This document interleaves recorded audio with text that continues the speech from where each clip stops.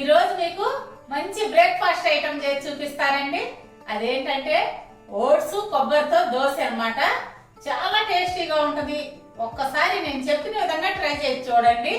పిల్లలకి ఓట్స్ అనేసరికి అంతగా ఇష్టపడరు, కానీ నేను చేసిన విధంగా మీరు గనక చేసి పెట్టారంటే ఎంత ఇష్టంగా తింటారండి పిల్లలు.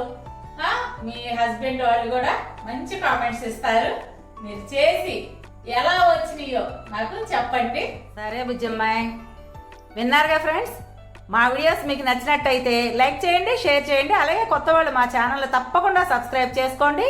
పక్కనున్న బెల్ ఐకాన్ క్లిక్ చేసి ఆల్ అనే ఆప్షన్ ఎంచుకోండి. మేము పెట్టే ప్రతి వీడియో మీకు నోటిఫికేషన్ రూపంలో వస్తుంది. ఈ దోశలకి ముందుగా కావాల్సింది ఓట్స్ అండి. ఈ ఓట్స్ ని నేను 1 కప్పు తీసుకున్నాను. ఇవి మిక్సీ జార్లో వేసి బాగా మెత్తగా పౌడర్ చేసుకుందాం.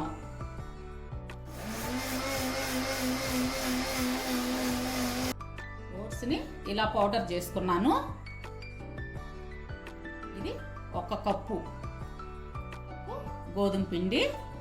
మీరు ఏ కప్పుతో అయితే ఓట్స్ పౌడర్ తీసుకుంటారో అదే కప్పుతో గోధుమ పిండి 1 కప్పు బియ్యం పిండి అన్నమాట. మీరు ఏ కప్పుతో తీసుకుంటారో అదే కప్పుతో కొలత తీసుకోండి అమ్మా. 1/2 కప్పు పచ్చి కొబ్బరి,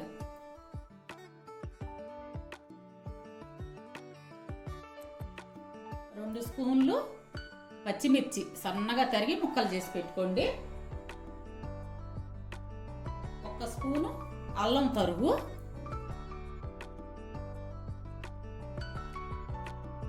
1 స్పూను మిరియాల పొడి,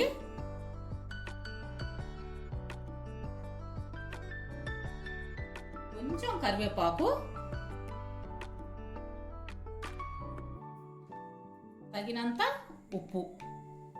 మీ టేస్ట్ని బట్టి ఉప్పు వేసుకోండి. వీటిని బాగా కలుపుకుందాము.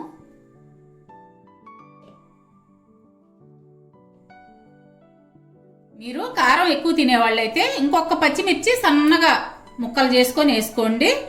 ఇప్పుడు వాటర్ వేసి దోశ పిండి మాదిరిగా కలుపుకుందాం.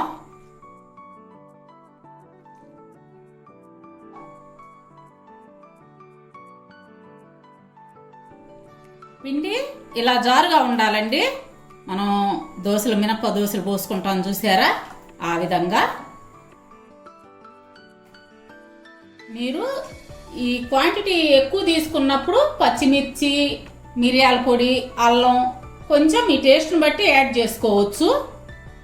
ఇప్పుడు స్టవ్ వెలిగించుకొని అట్ల పెనం పెట్టుకుందాము.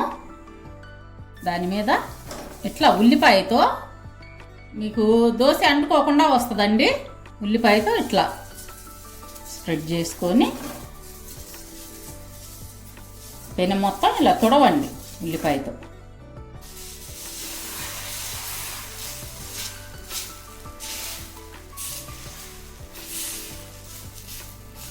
ఈ విధంగా పోసుకోండి.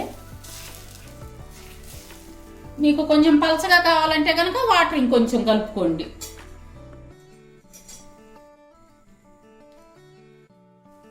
ఇప్పుడు ఆయిల్ కొంచెం అలా స్ప్రెడ్ చేసుకోండి. ఈ దోశని సిమ్లోనే కాల్చుకోండి.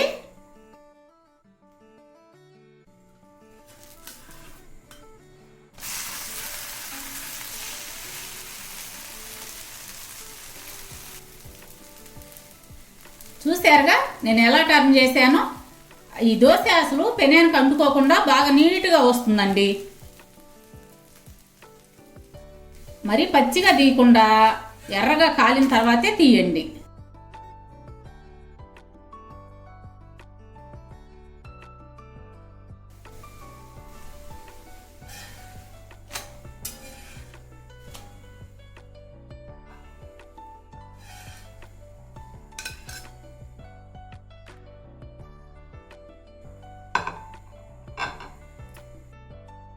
కావాలనుకున్న వాళ్ళు ఇలా పలచగా కూడా కలుపుకొని పోసుకోవచ్చు.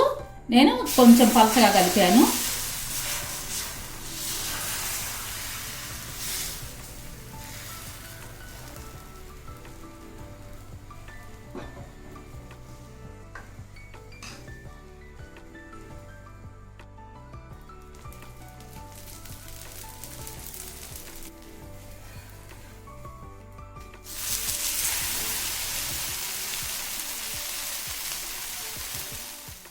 మాకు దోశ మందంగా ఇష్టపడతారండి, అందుకని మందంగా వేసాను. మీరు పలచగా కూడా వేసుకోవచ్చు.